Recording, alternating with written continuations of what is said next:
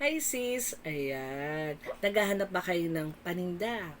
O bagong product sa inyong tindahan? Ay nako mga kasis, ito na ang i-recommend ako sa inyo.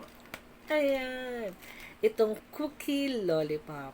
And then mga kasis ha, 125 lang po ang isang box. And then sa loob ng isang box, meron na siyang 30 pieces. And then hindi lang yun mga kasis ha, may cookies ka na, may lollipop ka pa. So, ito yun mga kasi. So, ang ganda. Packaging pa lang. Ang ganda ng packaging niya. And then, so ito, napipresto. So, pwede nyo na siyang, ito na mismo ang i-display nyo dun sa inyong tindahan. And then, may kita ng mga kids to, dahil nga dito sa amin is mabenta na siya. Hinahanap to ng mga bata dito sa street namin, lalo na pag Sabado-Linggo. So, kailangan ko talaga i-display tong ating paninda dahil nako, cookie na, lollipop pa. Kaya mga kasis, nasa yellow basket yan. Ayan o, yung yellow basket na yan.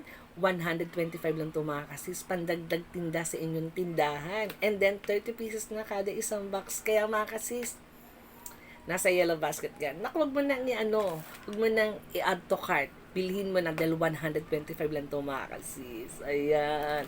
Cookie, lollipop.